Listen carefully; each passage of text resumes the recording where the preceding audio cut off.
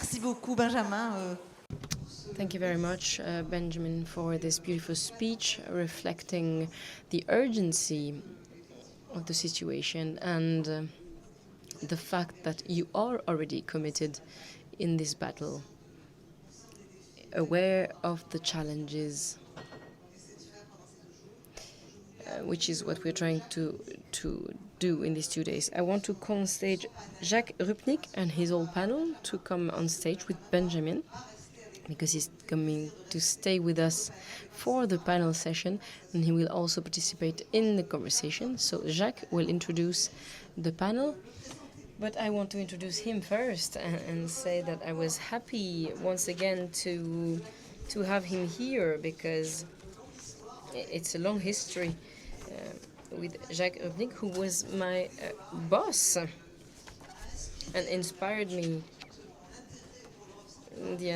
my interest for Central Europe. He's a great intellectual, director of research, specialist of this region. He was the counselor of Václav Havel. So Jacques, thank you so much for being here with us today, and I now give you the floor. Thank you, Laure.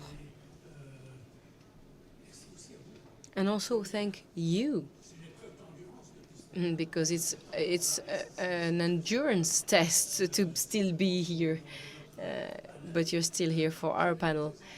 So I want to introduce them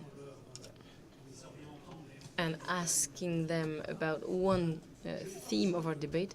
I don't need to draw the direction that has been given by Benjamin Haddad, so the context in which we are diving into the threats, but because the panel is called Putin, Xi, and other threats facing Europe, it's in this right order that we will address the questions through the different interventions. So I want to say a few words on focusing on the first threat. As we said, it's the field that I know the most. I even have a diploma in Soviet studies that doesn't exist anymore.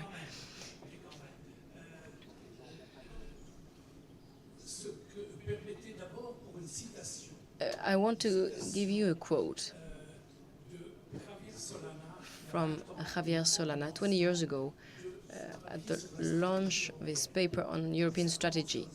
He said so: never did Europe stay so democratic, so prosperous, and so safe. I don't think many European leaders on national level or European level that would start their speech like this now.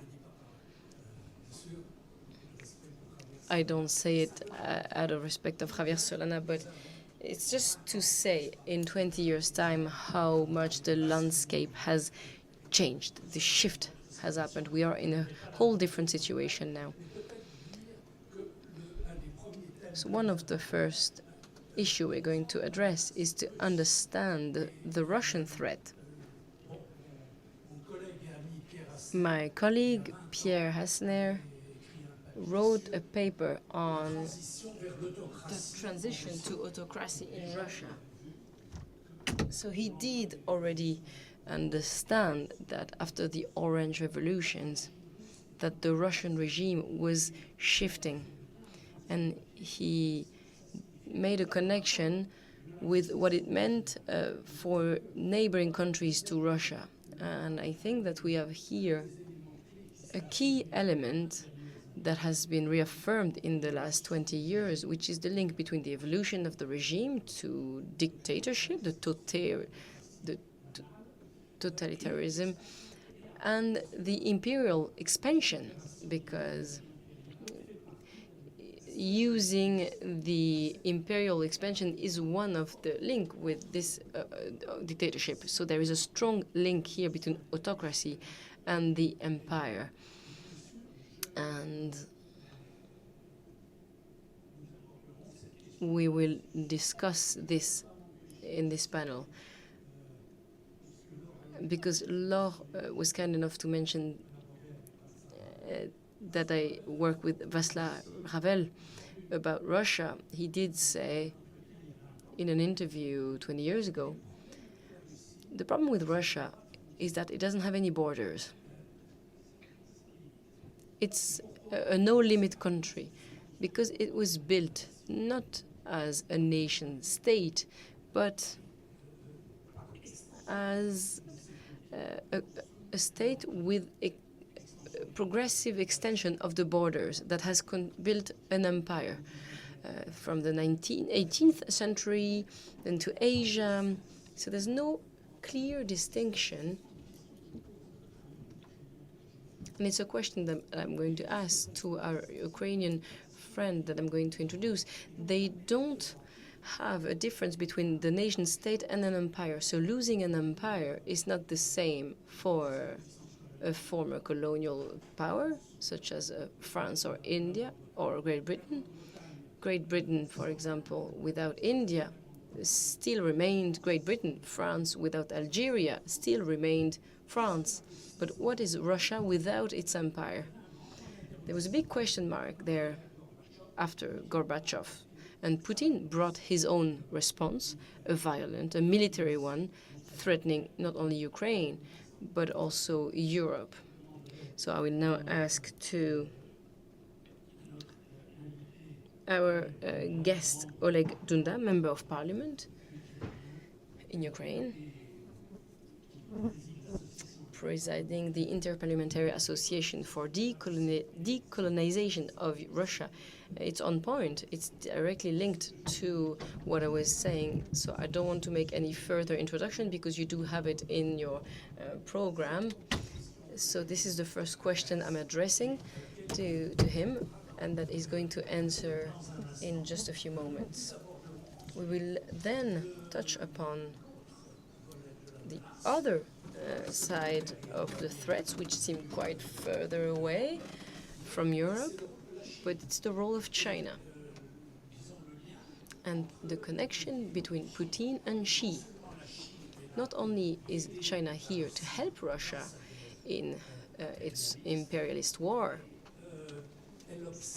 but it also is observing the European reactions, because for China, the way Western countries respond to Ukraine is a crucial test for his own Taiwan case. So there are several dimensions there, and we are lucky to have Anne-Marie Brady coming from New Zealand, and who is a specialist of China and the Communist Party in China and how China operates on an international level through its networks. And here we have the problematic in Russia and China on cyber attacks, on disinformation, etc. And thirdly, we will talk about other threats. We have, of course, the war in Ukraine, but we have two wars close to us. We also have the Middle East war and the destabilizing of the Middle East, and it has its consequences on Europe. These are threats that are different, but still remains threats. And we have a whole debate now. We can read it in the Figaro this morning, coming from the American Heritage Foundation, who said in Munich the external threats, yes, but they're not as worrying as internal threats. So I won't get into it now, but maybe we will also talk about internal threats. One last word, and then I will give the floor. When we mention threats and the possibility or the capacity of Europeans to meet them, there's a very important topic that is very often neglected. It's how difficult it is to have a common perception of threats. We have different perceptions, very marked by history and geography. I don't need to explain that coming from Poland or Baltic countries, the Ukrainian war is not perceived with the same acuity as in Spain or Portugal, as well as the difference between Finland and Italy, for example. These are geographical and historical differences and cultural ones of each other, which is why it's hard to have a common strategic culture in Europe. So I will now give the floor to the panelists in order. So we will start with our friend from Ukraine, and then giving the floor to Anne-Marie Brady, Bernard Hermier, that I haven't introduced properly, but it's enough. I'm told it was enough. So let's start. Thank you very much. First of all, I would like to thank organizers for the beautiful event and warm welcome. And I would think everyone here would agree Russia is main threat for Europe, for all Europe, big Euro project. And future of Europe is forging now in Ukraine. So I'm very glad we have several organizations. First of all, like example, Euro Creative, which try to make hard the work to make connection between France and Ukraine more tight and more reliable. Thank you all. So, Russia. Last 2 months, all information filled in Europe and Ukraine was filled by information about ceasefire. Oh, we all waiting for ceasefire. Maybe next week, maybe next day, we will have ceasefire in Ukraine. But for me, personally, it was fairy tale. I never believed in this. Why? Because first of all, we need to understand 2 points about Russia.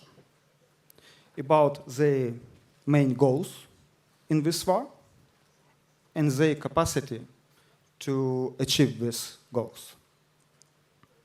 What's the ideology current Russian regime? It's very simple, revanchism. I would compare Russian regime now with German Nazi between Great Wars, the same situation. When no one in Imperial German, didn't believe in their losses, in their defeat, and they tried to reconsider result of First World War. The same situation with Russia. They try to reconsider result of Cold War. About that, Putin said, maybe in 2021 by his ultimatum in December of 2021 to NATO. Ryabkov every time he's saying about that. Oh, we need NATO leaves Eastern Europe. Lavrov, he's saying the same. And this didn't start in 2022. It started in 1991, from first days of collapse Soviet Empire, because it was empire. The same like now Russia, it's the same empire. Russia never was natural democratic states country in normal understanding in this situation. And it's not about Putin. Putin, it's a just result. This is perceiving of Russian states, of Russian political elites, of Russian society. Like in Germany after the First World War. One big features of any dictatorships, any dictatorships can survive without supporting of society. All dictatorships is living on emotional supporting of society. They need to give society that emotion which they desire. And Putin gave them emotion of great Russian Empire, emotion to regain the same glory, the same territory which was in the time of Soviet Empire. Who believe in that? Putin didn't sleep, haven't been in sleep 20 years because he was dreaming about Pokrovsky Mariupol. Really? No. He wanted to reconcile the result of Cold War. He wanted to remove Gorbachev from his historical place, from his historical chair, and change condition of the end of the Cold War. He wants to return influence. He wants to return his influence, Russian influence, in the Europe. It's not about Ukraine. It's why it's not about Belarus or Georgia. It's about Europe at all. About Baltic region, about Poland, because Poland was part of Warsaw Pact, and in other countries who was involved in Warsaw Pact. If he can't influence another country, why not? How he said several days ago, where Russian boots stand, that is Russia's trophy. So it's first, his goal is revanchism. It's not about Pokrovsky Mariupol. This is why I didn't believe in ceasefire, because any ceasefire it stopped for his plans to reconcile the result of Cold War.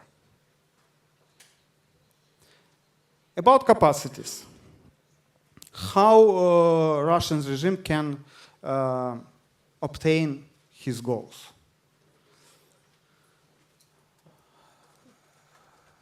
We have now two different wars, 2022 and 2025.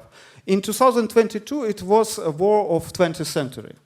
Now is war of 21st century, another war.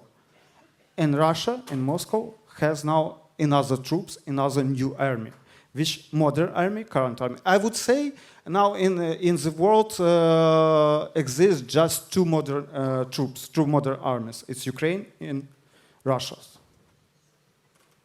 All other armies in Europe, without exception, even Poland, are obsolete.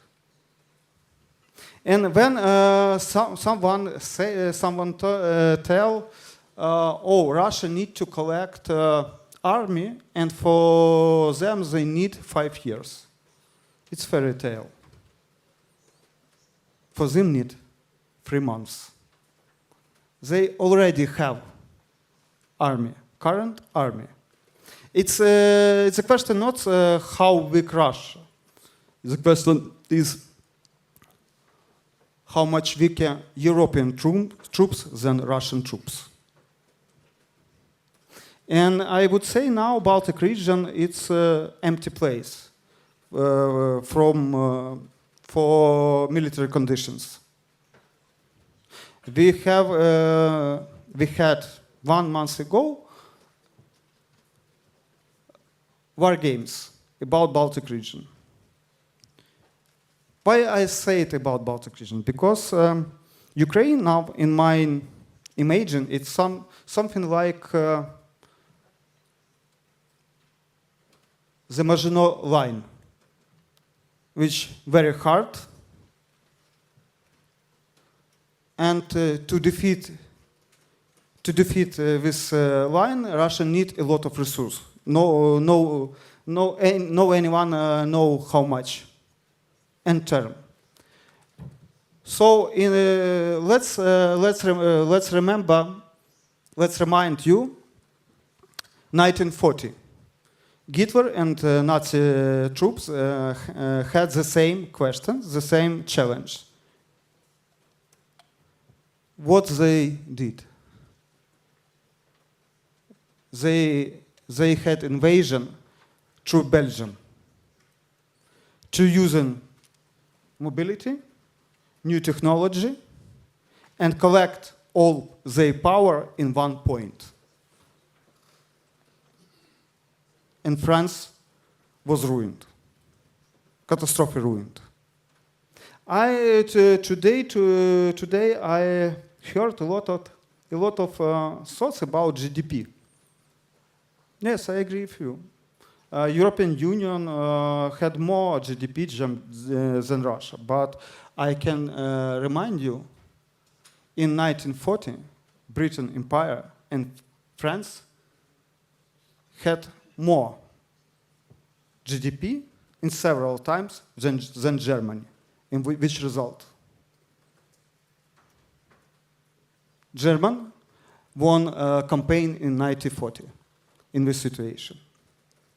So we had a lot of problem with that.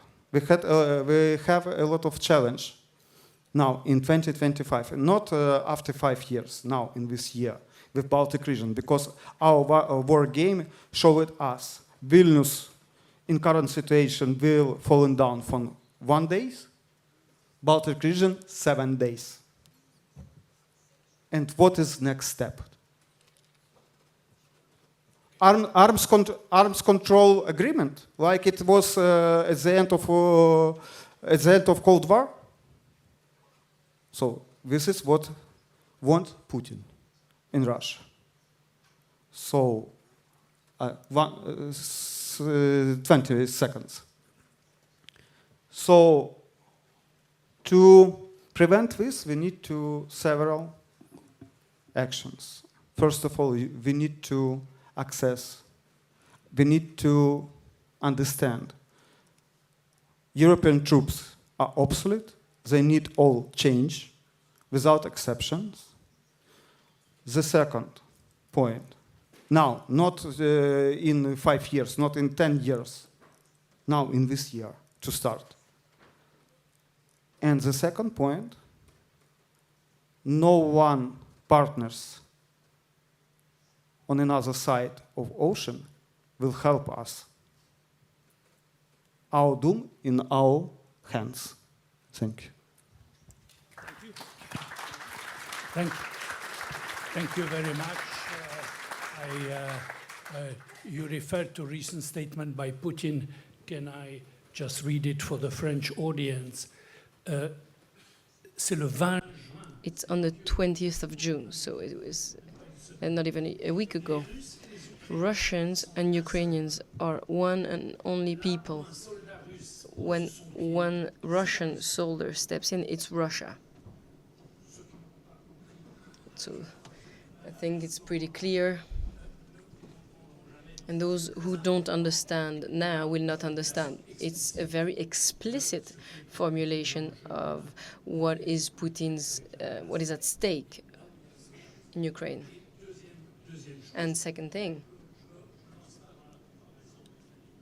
I won't start with the comparison with the Maginot Line, but he did the parallel with Baltic countries, and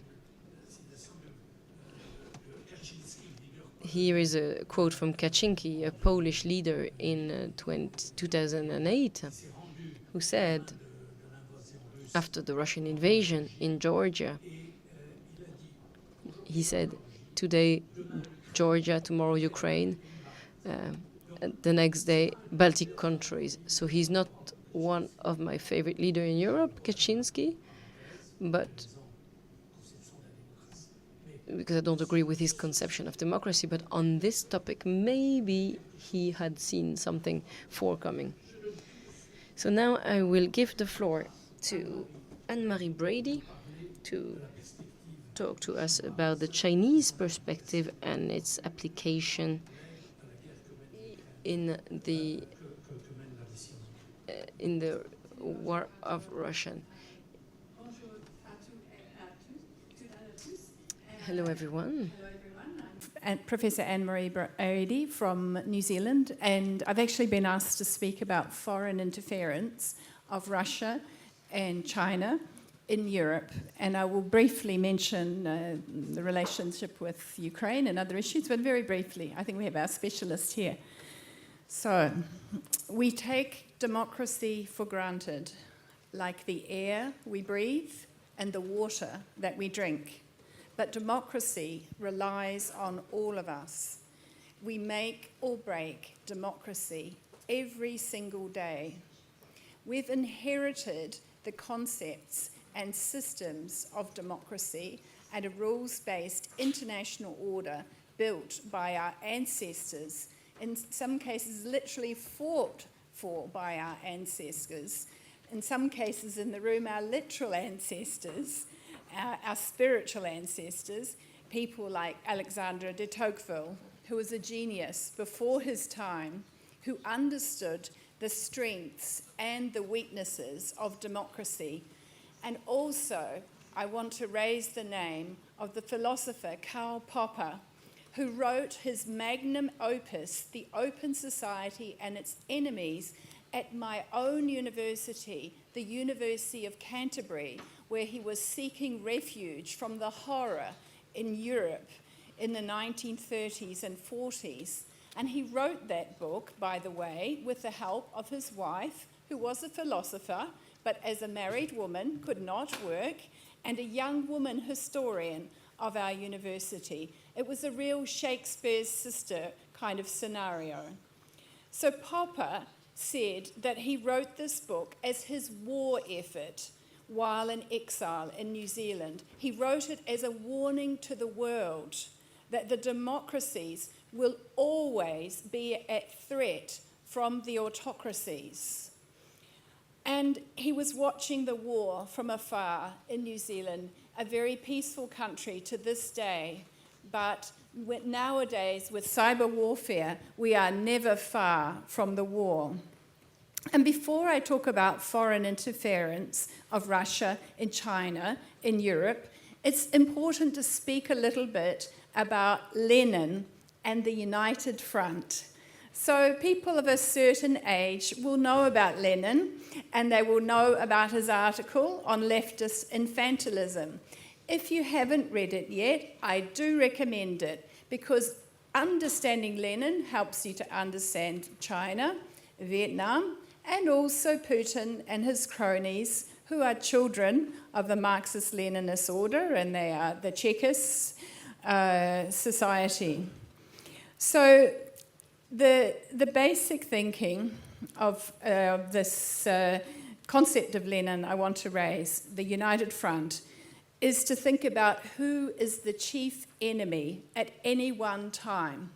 So for Russia and for China, the chief enemy is the US, but it's also Europe, and it's also France, because France, after the United States, is the only global military power. And in the Indo-Pacific, that's a real issue for China.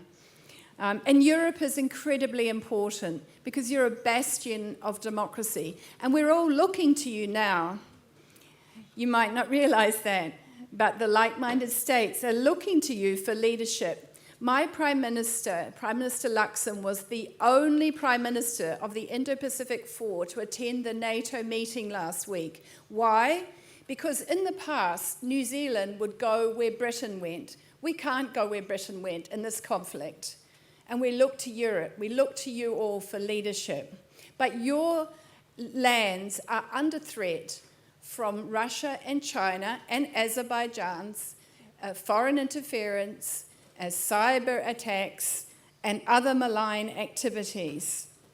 And so I'm just going to summarize some of them. And I just note, when I first started talking about my research in Europe, to audiences in Europe, and from 2017, when I published a case study about New Zealand and United Front work, European audiences observed to me that, yes, foreign interference from China, a bit of a problem, but for us, Russia, my hair is on fire, China, my moustache is on fire. And now I would say Russia, China, moustache, ear hair, nose hair, everything on fire all at once, and unfortunately together these days. So these frenemies are briefly, temporarily cooperating. It's very Leninist. You should know that it was only in February 2022 at the Beijing Olympics when Putin and Xi met and Xi Jinping agreed to Russia's attack on Ukraine, then and only then did the Russian missiles targeted against China turn direction. And they could turn back in a second if Russia wished them to. So they're not very good friends, but they're temporary partners. And, you know, these are the patterns that we're looking at between, particularly with China, but Russia also. I mean, the approaches that China follows is shaped by what they learned from the Soviet Union. The Soviet Union started to call their foreign interference active measures. They don't use that term in Chinese at all. They say united front work. And China's united front work has very specific characteristics. They target elites, and we really see this for elite capture. We see this in Europe, the targeting of officials and politicians, offering incentives, campaign donations, offering trade advantages that create economic dependency. And then when you have governments who are clear about foreign interference, targeting local government. And this has, in fact, been an ongoing situation in France. You know, France used to be extra vigilant about the CCP historically. I've read the ministerial archives, the foreign ministry archives of France from the earliest days when France was studying the Communist Party in the 1920s. They used to be very, very clear about united front work. But when trade came into the picture and when France established diplomatic relations with China, China began its onslaught of united front work at the local level in France, and more on that if you're interested. But every state experiences this because it's a basic tactic of the Chinese Communist Party, a Leninist party.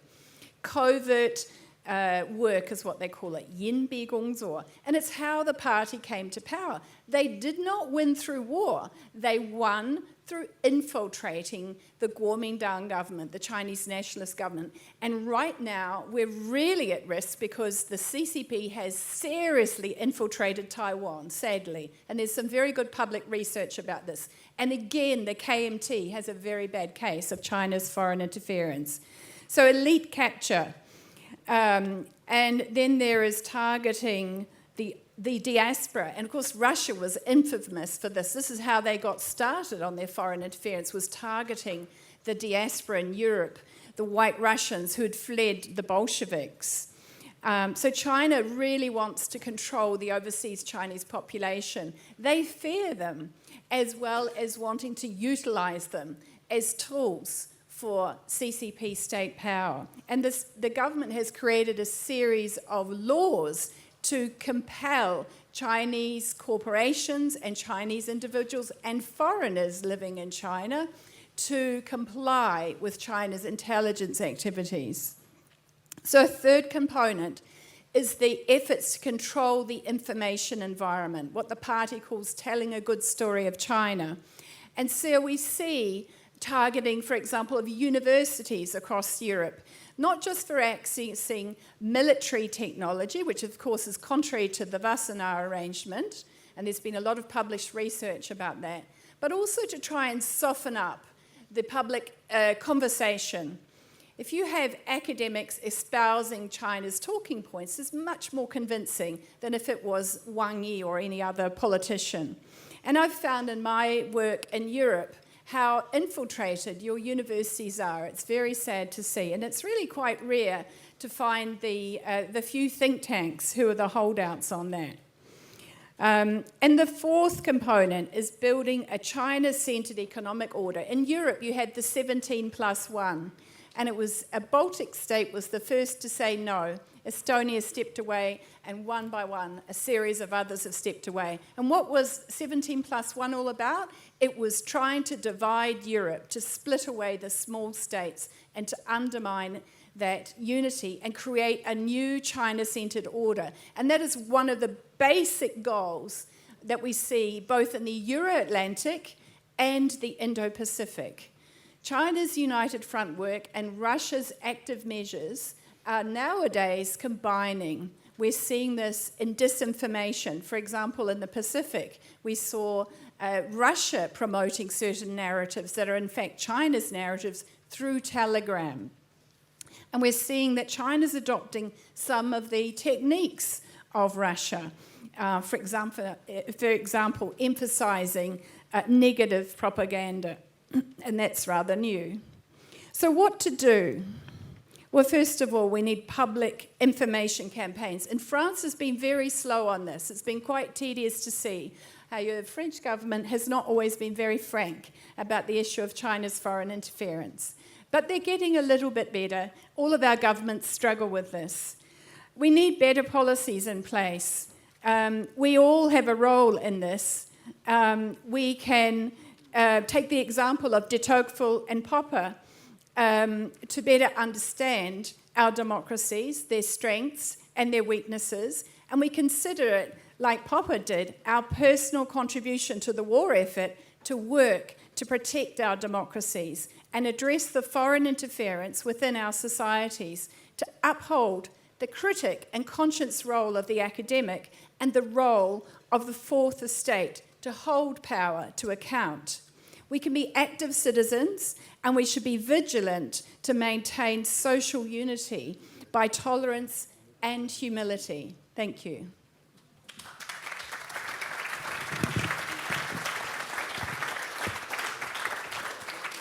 Merci beaucoup. Thank you very much. I had some comments to do, but I'll cut it short because the clock is ticking, so now I'll give the floor to Bernard Ernier. Previously, I didn't have time to introduce him to you. He is the president of BE Conseil, a society he founded. He has been ambassador in various European countries and Algeria. He was the head of the DGSE, so if anyone he is aware of the current security threats, it's him. To talk about Russia, China, maybe a broader perimeter and a broader concept. Well, thank you, Jack. Left the DGSE at the beginning of 2024. Benjamin is the official here. I'm just the former head of the DGSE. What we need to understand is that we are now facing a world at war, a political war with the three main empires claiming the sovereignty, the American empire, the Russian empire, the Chinese empire, and we as Europeans and as French, we need to understand that the American empire is as threatening as the others. As Benjamin said, betrayals, pressures,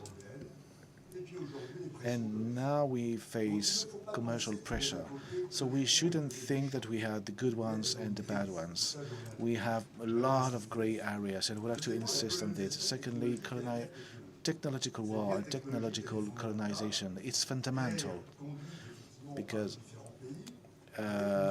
technological war waged by many countries, and the idea is to promote these types of society. And we'll have a debate on Elon Musk later today, but we have the sovereignty, supremacy of the American technologies are obvious. We missed a few opportunities. Now it's time for us to catch up.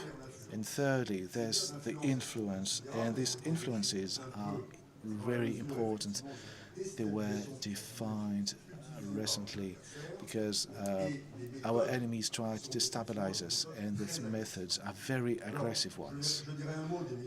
I will talk about the Russian methods, and you need to understand that for Russia now, this war, as described by Oleg, can keep on for a long time because the Russian resilience is here. It costs approximately 150 billion euros per year, and they want to hold it and don't have the same concept of death as we do. Secondly, that Russia destabilized us a lot with information, with cyber attacks and attacks on our structures. Murders, assassinations, destructions of hospitals, destructions of infrastructure. And I would like to quote the Lakta project, which led Prigozhin to go to Africa to attack positions, destabilize us, and make sure that they wanted to act as predators, as commercial predators, and to be more influential with these countries. Unfortunately, Mr. Prigozhin had a plane accident, but he used to be a very close friend to Mr. Putin. If you think it was just an incident, you may be wrong, because you have a complete coordination between the proxies, the agencies, the services, the commercial aspects. Everything is coordinated by the presidency. And we understand that the services and departments, they control everything. Most of the decision makers in Russia are former heads of departments. So you need to lie, you need to hide things. If you don't understand all they have to do to take the decisions, you don't understand anything at all. It's important to remember this, because that's how the Russians work and been working for the last 12 years. And you also see how the media got used by the Russians. So we could actually spend hours talking about the Russians and the Russian methods. I spent years and years with my European counterparts and American counterparts on many collaborations. But beyond this, we have China. China is different. It's not very subtle, but they have very strategic targets. Mr. Professor, you talked about the South Pacific. Yes, they are currently fighting France in the south of the Pacific Ocean.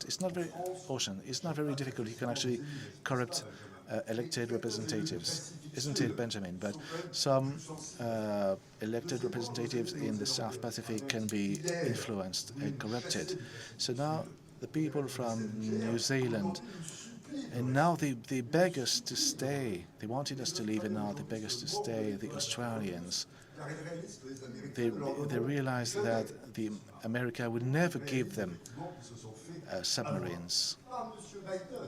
And Mr. Biden called them, not Donald Trump. And I would like to insist with the French.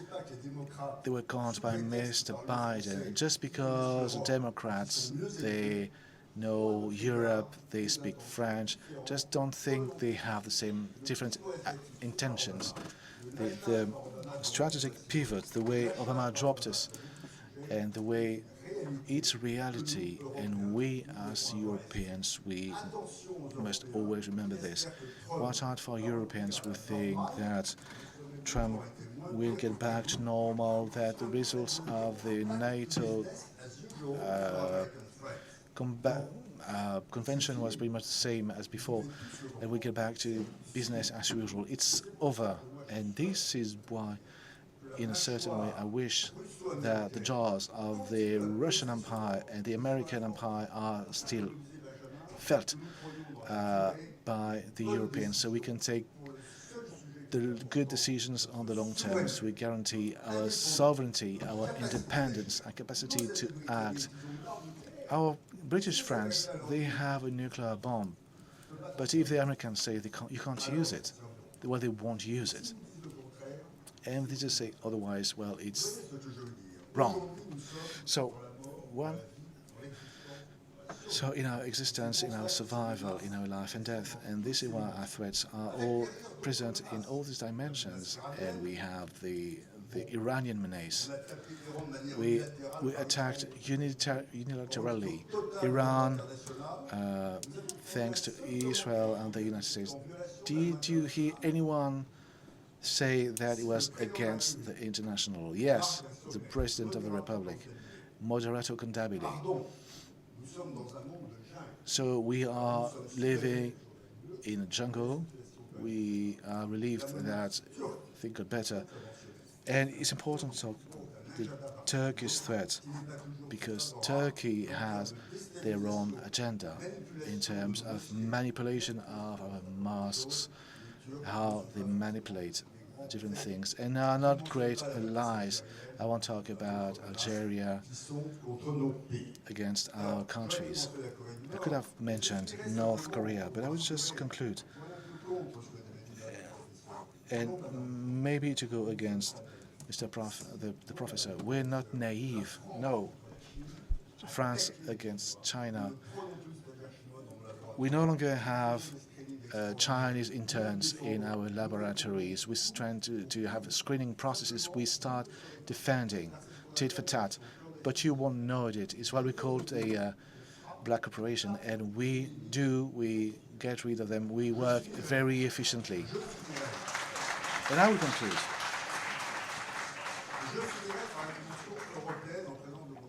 I would conclude with the European dimension of what we do. One day I was in chat with two European commissioners, and they told me, Mr. Director General, we receive by our services less information than what we read in the Financial Times and the Economist. I say, wow, are this so bad? But I would deny I ever told you that. What I want to tell you, in the last 5 years, people are starting to share more intelligence on the European level. The most important European countries that have very, very efficient intelligence factories, they try to share and collect their intelligence, so we can have some summary made by an organism called the INSEN. So before we have discussions, so we can have an objective point of view of what is known, and this is what we're trying to do. And I will conclude by saying that Europeans are now aware.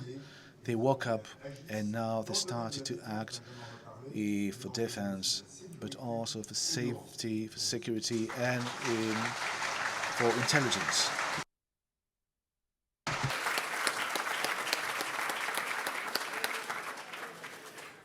On tape, on frappe, on élimine. We hit, we get rid of them. I couldn't expect less from the former head of the GGSC, and I want to thank him for a great panorama he showed us. Let me talk to Benjamin Haddad. Can we say that in a certain way, in different ways, in their own personal ways, Trump and Putin? Keep on working, promoting the European autonomy. A journalist asked me if the Charlemagne Prize should be given to Donald Trump. So Charlemagne Prize is for the best European of the year. But I try to be as stoic as possible. We try to take everything we receive as neutral information, and we can only talk about what we can get actually control. And maybe can we say that Europe is now stronger than it was? It's important to say that, especially when to Jack Rupnik. But we talked about threats, and we talked about the perception of threats. And single perception of threats, we always consider that the countries in Eastern Europe were threatened by Russia, and we were threatened by sub-Saharan Africa, and the transatlantic alliance were the guarantee of our own security. And now I think that we can see convergence and a feeling of emergency we didn't feel previously. And Jack,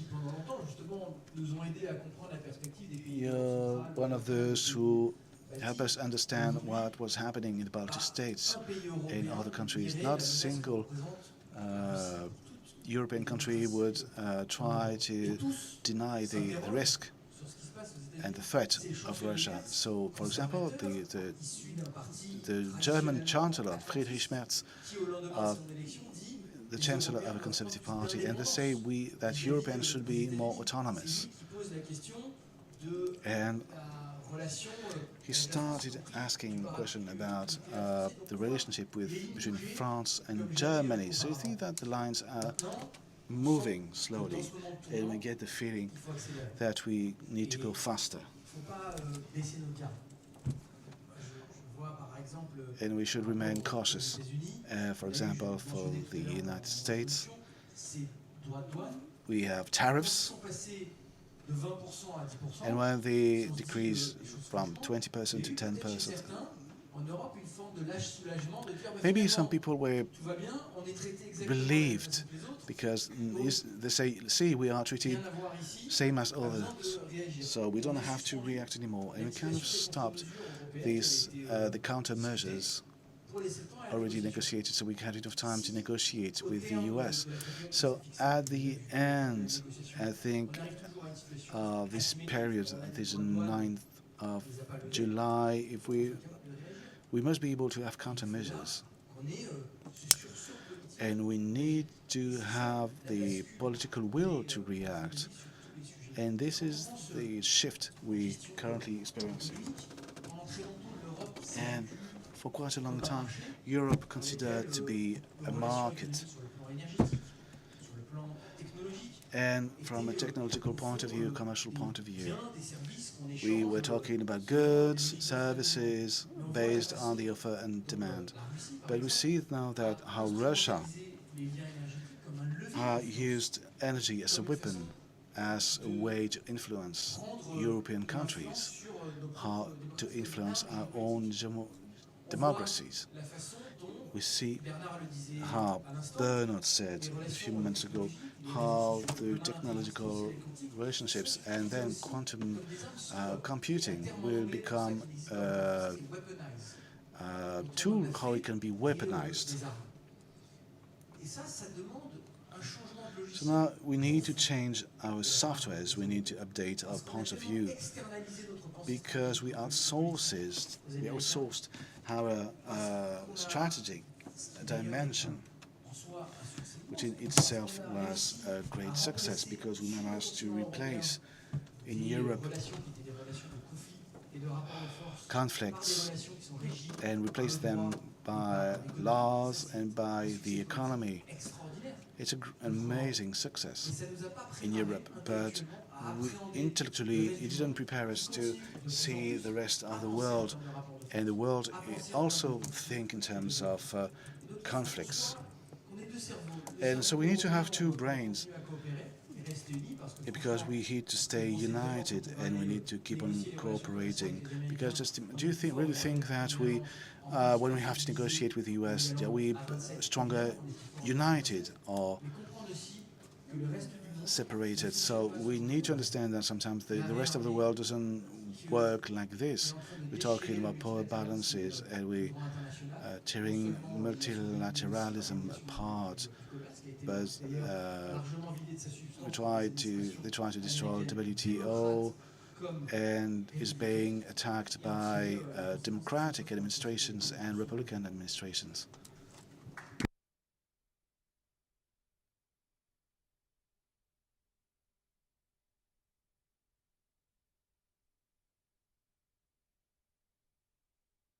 As a president, I could have seized the opportunity to ask questions, but I think, unfortunately, the clock is ticking. We still have time to ask people in the audience if you have questions. Unfortunately, we won't be able to take too many questions, but in one or two. I think, do we have a microphone for them? And I think we also have a second question. 3 questions. We couldn't take more than 3. 5 minutes? We have 5 minutes in total. Just to be as short as possible, please. Would there be a benefit? I hear what you said about operating in black ops, stopping all of those activities.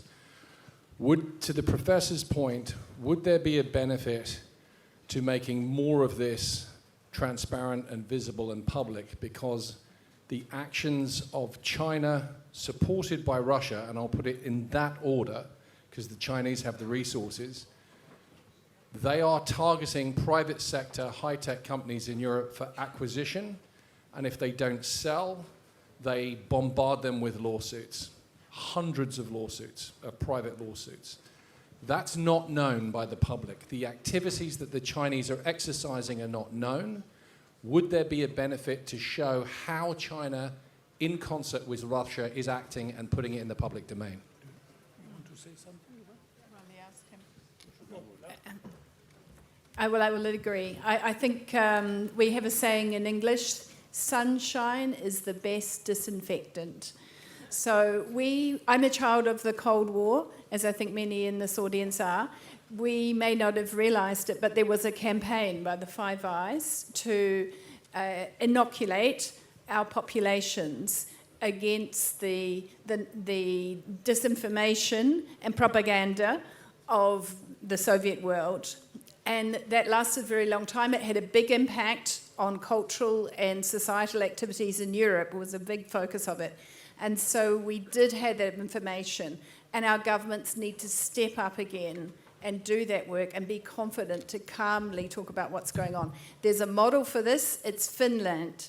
They've never stopped arming their population with the mental preparation for the ongoing onslaught of foreign interference. Là, je me permets de répondre. Vous posez le débat entre... And I will answer, because you're talking a debate between transparency, efficiency, and awareness. It's a very difficult topic, because in France, we are